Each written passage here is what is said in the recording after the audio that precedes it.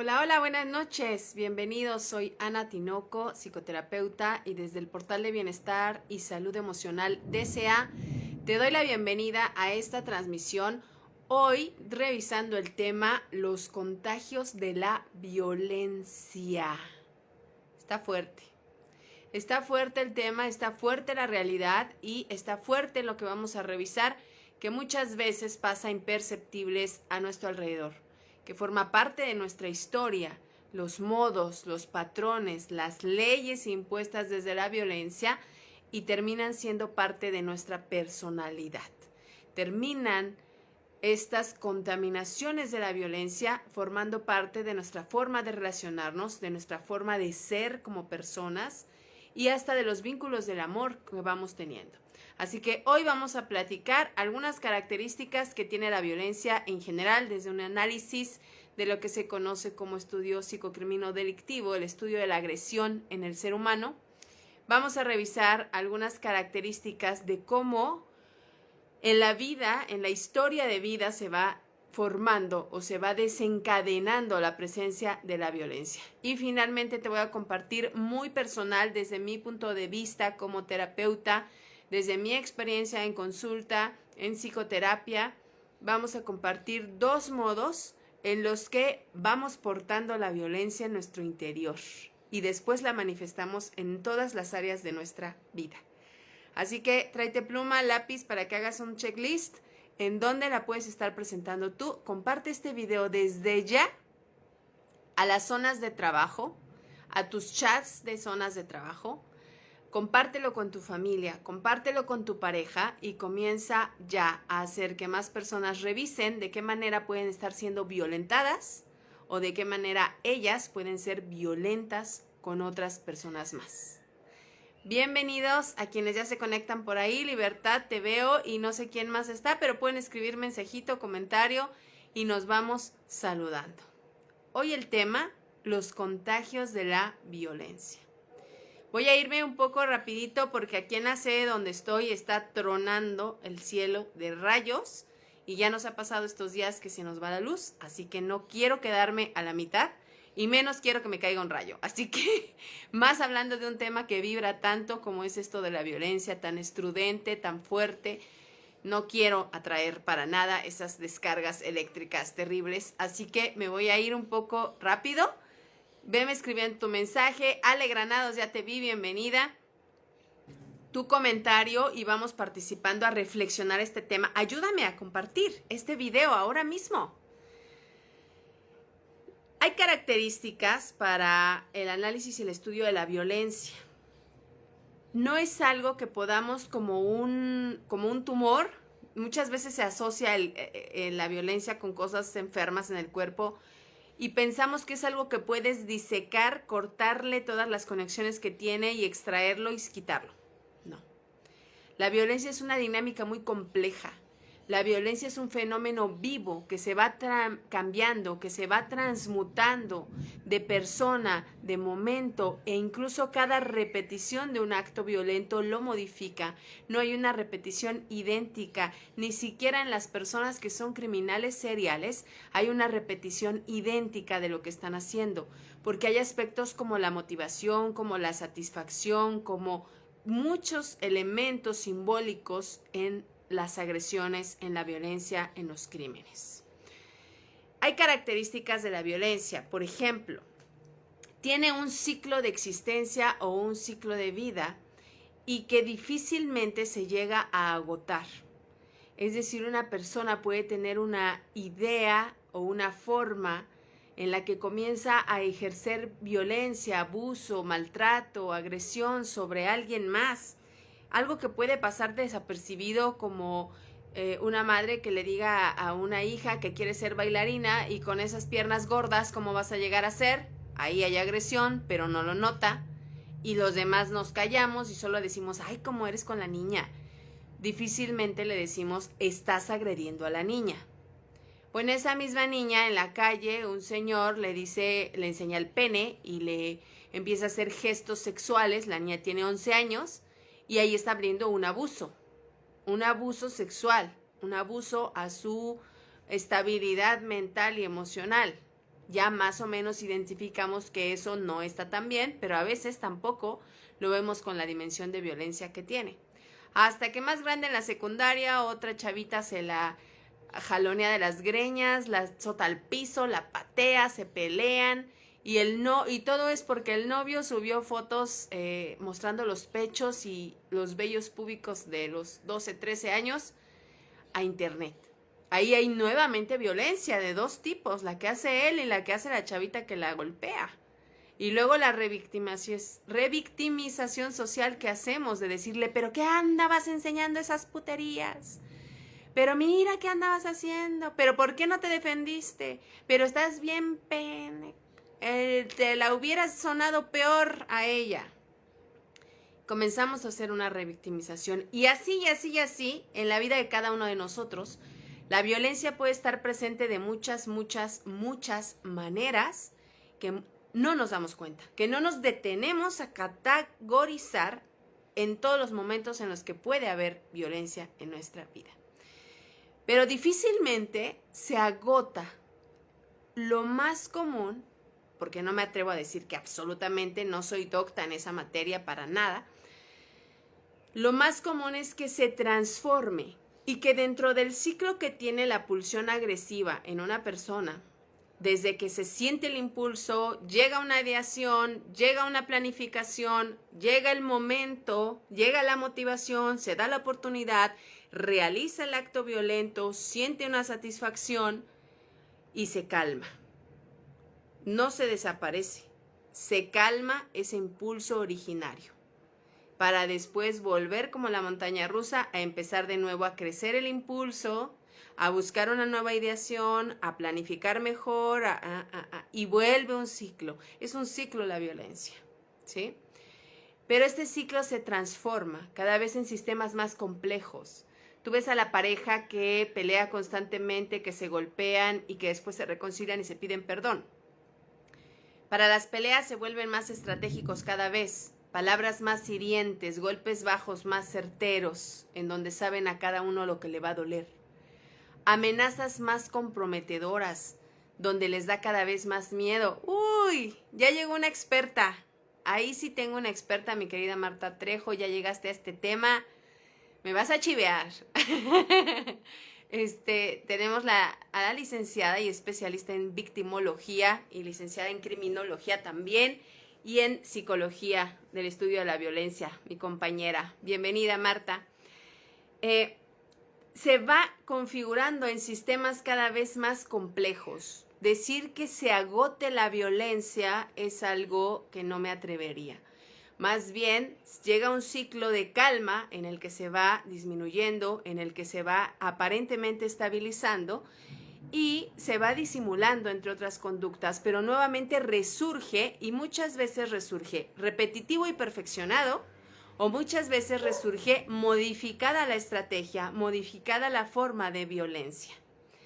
Por ejemplo, vamos a pensar una mamá que a la primera o al primer hijo que tuvo lo controló mucho diciéndole eres el amor de mi vida, tú vales más que tu papá que nos dejó, tú eres mi compañero de toda la vida, yo sin ti no puedo hacer nada, tú eres mi mano derecha. Y a lo largo de años eso fue vestido de amor, pero terminó haciendo que la mamá tomara decisiones por la vida de ese hijo mayor, de ese primogénito, decisiones como qué estudiaba, con quién salía, espantándole a todas las novias, novios, amigos, decidiendo que se podía meter en su cuarto a revisarle todo, durmiendo con él a edades que ya no era, a los 15 años, 13 años, durmiendo con el hijo o la hija en la misma cama. Hay una contaminación de su proceso de desarrollo y eso es agredir su proceso de desarrollo. Ya no debe dormir a esa edad con los padres o con la madre, con ninguno.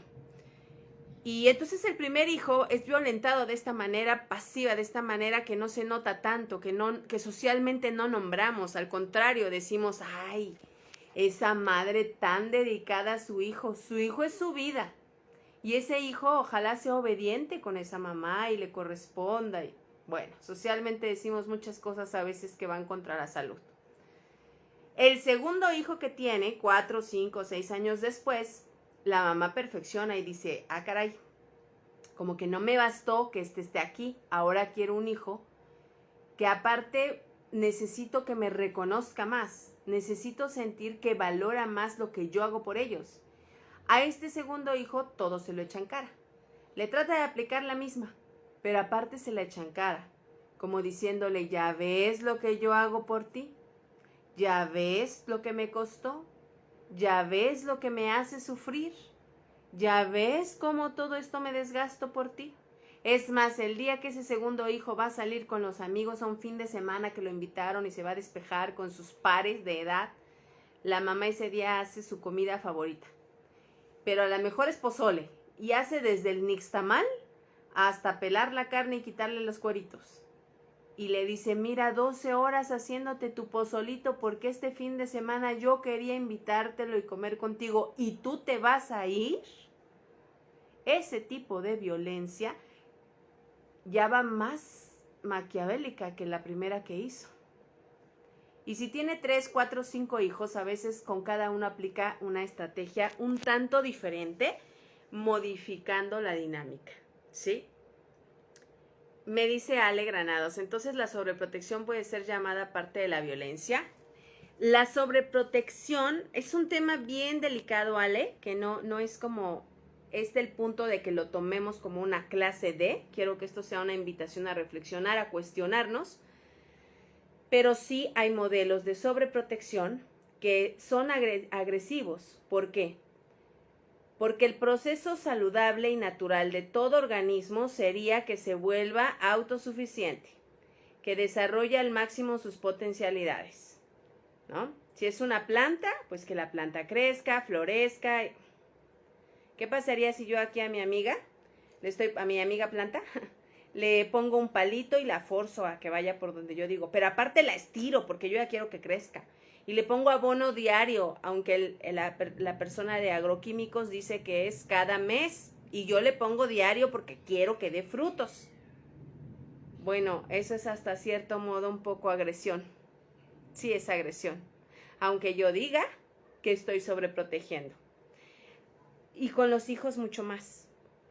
Hacer un hijo que es inseguro, hacer una hija o un hijo que siente que nadie lo va a amar más que su madre, le estoy cortando mucho las alas y le estoy dejando la vida muy pobre. Y eso sería agresivo con su desarrollo. Pero aparte en el proceso, la manera en la que yo lo haga puede tener varias marcas de violencia, en donde esté la intención de controlar, hacer coerción o manipular al otro a través del uso de un poder que yo tengo. El poder puede ser económico, el poder puede ser físico, el poder puede ser estatus, el poder puede ser legal, el poder puede ser político, el poder puede ser a través de un arma. Algo me otorga poder y yo uso eso para forzar que el otro haga algo, para hacerlo coercitivo, para hacerlo manipulable, para hacerlo controlado y dominado en favor de una necesidad, interés o beneficio mío. Ahí hay violencia, ¿sí? Ahí hay violencia. Entonces, muchas veces la manera, las formas en las que se hace esta protección a los hijos, sí violenta al hijo en ese momento y además le causa un perjuicio en el desarrollo. Pero aquí no quiero que califiquemos a las mamás. No quiero que nos califiquemos como mamás. Ya bastante angustiante y preocupante es la labor de serlo, de ser madre y padre. Ya bastante incierto es. Lo que sí quiero es que nos cuestionemos hasta dónde mi angustia está dirigiendo eso que hago. Y mi modo de hacerlo está lesionando en lugar de amando. Y seguramente si yo lo estoy haciendo, seguramente es porque me lo hicieron. Y para allá vamos el tema, no me quiero desviar, ¿ok? Entonces, como una introducción, les estaba comentando, ya voy a dejar fijo esto por aquí. Okay. Como una introducción les estaba comentando estas características que tiene la violencia. Se va volviendo en sistemas cada vez más complejos. Y desde que tal vez comienza con una palabra, después se vuelve un hecho. A lo mejor primero te digo te ves fea, después el hecho es que te digo no voy a salir contigo, te ves horrible y me voy. Ya hice un hecho, una acción.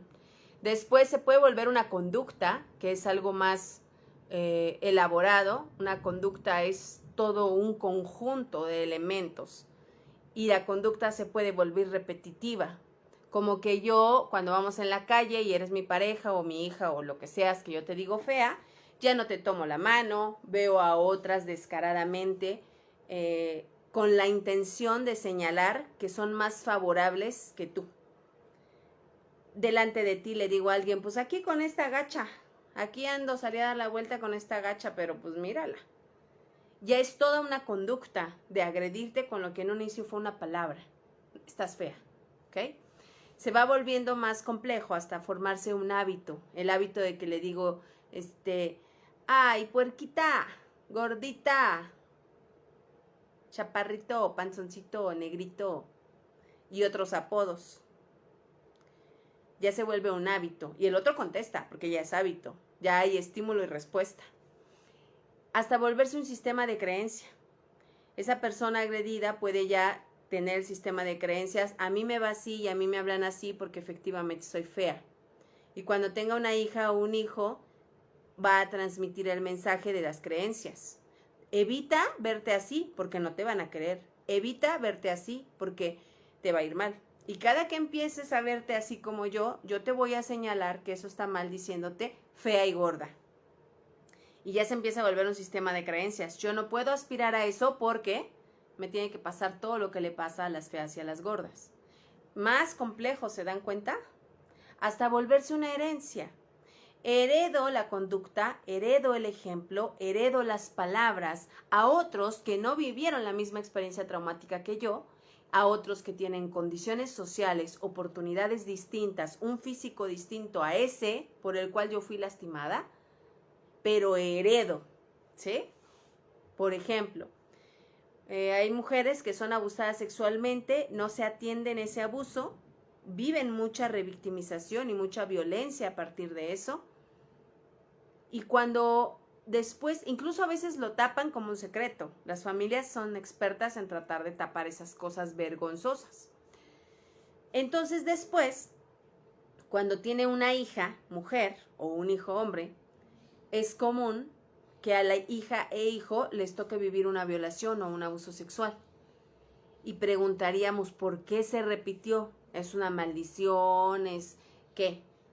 Pues no, pero hay patrones inconscientes que se copiaron, que se aprendieron sin que se dieran cuenta la mamá que lo enseñaba y el hijo que lo aprendía, y esos patrones inconscientes de culpa, de malestar, de violencia, de poco valor, de ponerse en riesgo, de que nadie los defienda, llevaron a una situación, favorecieron una situación donde terminan viviendo algo que al final la mamá tiene que hablar, porque se ve tan presionada que por lo de otros termina a veces hablando, o tiene mínimo que acordarse y que enfrentar su propio trauma no resuelto. Ahí ya hablamos de una herencia, y las herencias son inconscientes muchas veces. ¿Ok? ¿Qué pasa entonces con los contagios de la violencia? ¿Te imaginas con esto la lista tan grande que podríamos hacer de situaciones en las que está presente la violencia en nuestra vida, en nuestra casa, en nuestro trabajo, en nuestra sociedad? Es grandísima la lista. Y el contagio es muchas veces invisible. Es efectivamente como un virus que se contagia a cierta distancia, que se contagia en la cercanía de la convivencia, que se contagia y que transmuta en cada organismo y encuentra la manera de seguirse haciendo vigente. Yo he observado que hay dos formas en las que muchas veces estamos presentando la violencia. Una es que la aceptamos y la aprendemos por identificación. Es decir, puede ser que yo me identifico con una figura, con una persona que en mi historia de vida tenía alto valor, por autoridad, porque lo amaba, porque era un ídolo para mí, porque era mi madre, mi padre, quien fuera. Era una figura de alto valor. Y esa figura era agresiva. Y entonces yo me identifico y digo, yo quiero ser como él o como ella. Yo quiero que me vaya así, y si así tengo que ser, empiezo a ver positivo esos rasgos y comienzo a identificarme con esos rasgos de ser una persona violenta. A veces es porque en este proceso de identificación, por ejemplo, en una familia con violencia intrafamiliar, alguno de los hijos elige identificarse con el padre que es violento, la madre o el padre que sea violento, con el agresor. ¿Por qué? Porque dice, entre dar los golpes o recibirlos, no, pues mejor soy el que los da, porque recibirlos se ve que duele un montón. Y en este proceso de sobrevivencia a nivel inconsciente, elijo identificarme con el que aparentemente sufre menos, aunque ese sea el odiado, el malo, pero es el que le va bien. Mejor soy ese, por instinto de salir adelante y de cuidarme, de sobrevivir. Termino haciendo o identificándome con el fuerte. ¿Qué tal, eh? Otra característica que he visto es cuando aprendemos los patrones o heredamos estos contagios de la violencia, por lo que yo ahorita voy a llamar contaminación. ¿Qué significa?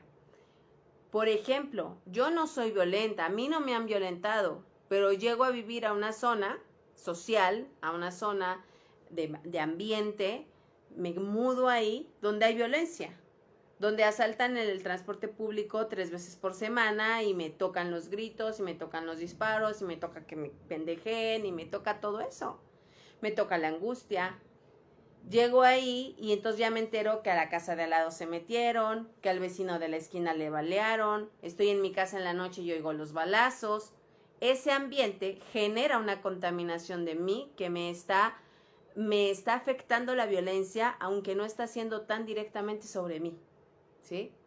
También pasa cuando soy testigo de, cuando yo soy testigo de cómo maltratan, agreden o violentan a alguien directamente, aunque a mí no me toquen un pelo, tenemos un sistema en el cerebro de empatía, tenemos un sistema de neuronas espejo, tenemos un sistema que nos permite inconscientemente ponernos en los zapatos del otro. Y el miedo corre, la amenaza a ser yo el que esté en sus zapatos, corre terriblemente y hace un efecto en mí como si a mí me lo hubieran hecho. El efecto puede ser que ahora yo repita el patrón del agresor, porque tengo esta angustia en mí, tengo esta frustración, esta impotencia, este coraje, y repita el patrón en otro, más débil que yo, o que yo me empiece a comportar como víctima, que tenga la inseguridad, la parálisis, el daño, aunque no me tocaron un pelo. Entonces, por ser testigos o terceros presenciales en un evento de violencia, también pueden aparecer efectos, ¿ok? A veces también aparece este efecto de la contaminación porque aprendemos que para sobrevivir tenemos que estar ahí cerquita de alguien que es violento y aguantarlo. Ay, tú sabes, y si no, fíjate en algunos documentales interesantes de la naturaleza, que hay animales que viven parasitando alrededor de algún animal más grande.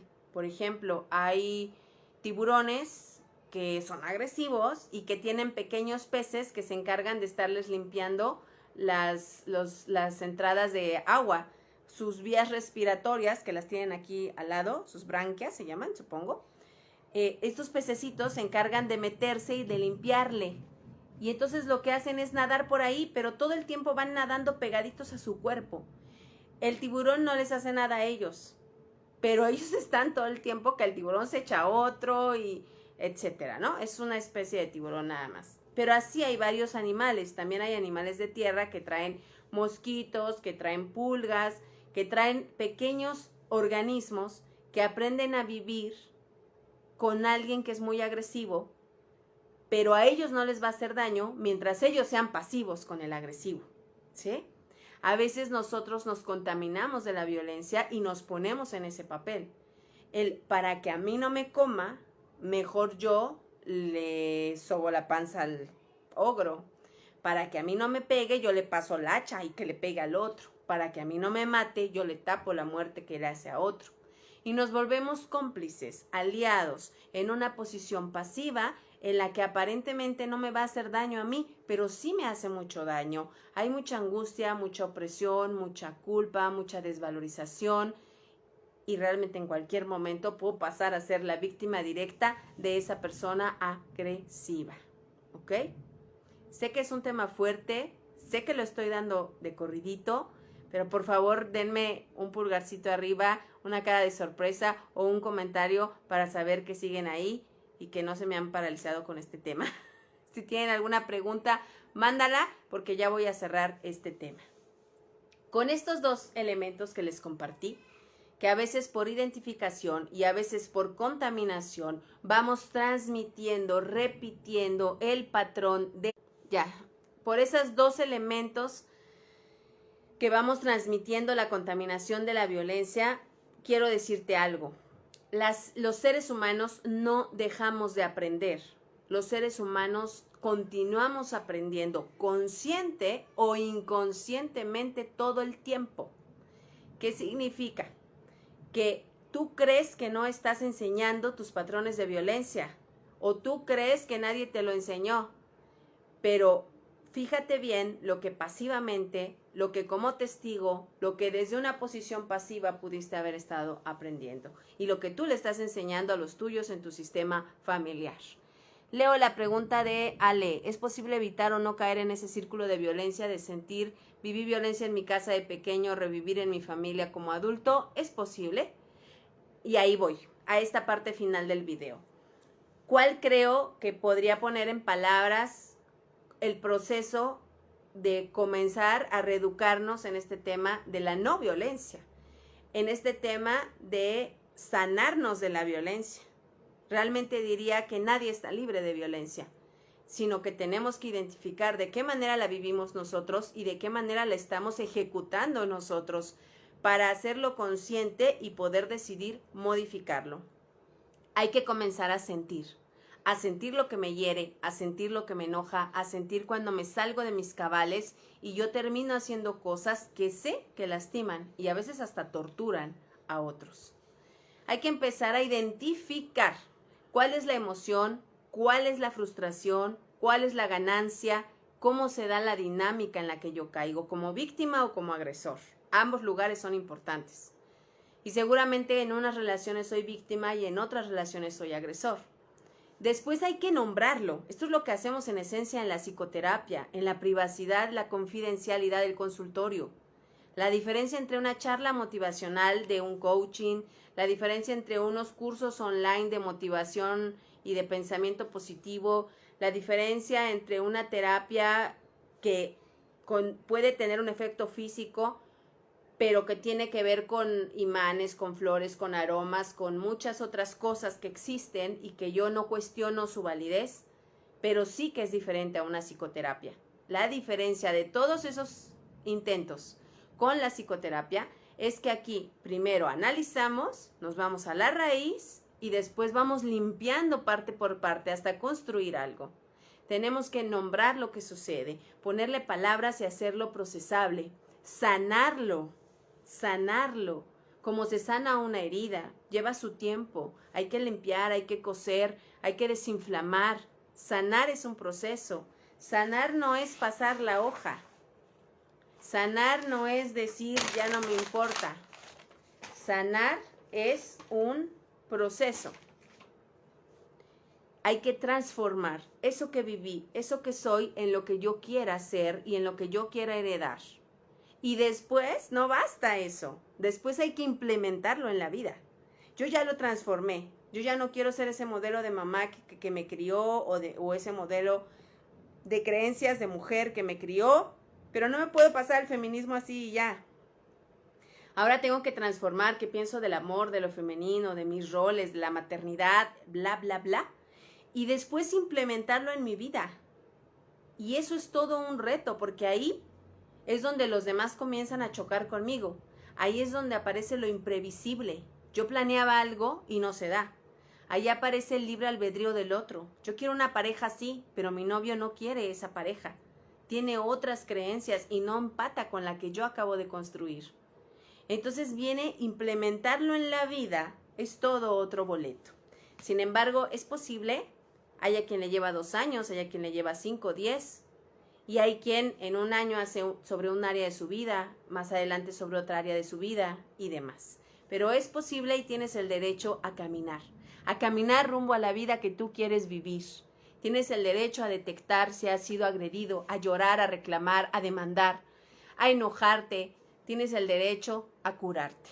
Tienes el derecho a dejar de hacerte daño a ti, lastimando a otros.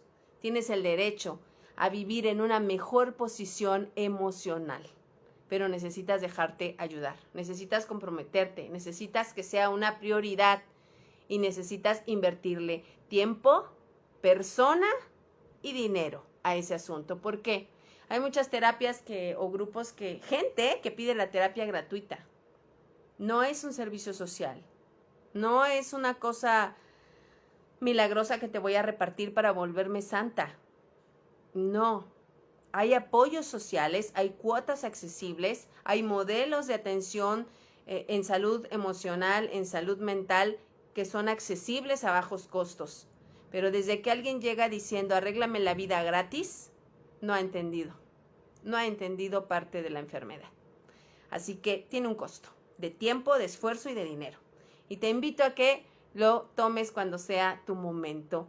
Ya les pasé ayer el calendario del mes de junio para que ya se posteó desde el calendario semanal y por ahí un video donde les platico de qué se va a tratar este mes de junio. Nos seguimos viendo por aquí. Ha sido un placer compartir este tema con ustedes. Sigue dejándome tu comentario y ayúdanos a llegar a más personas. Comparte este video. Tengan una excelente noche. Soy Ana Tinoco y me despido.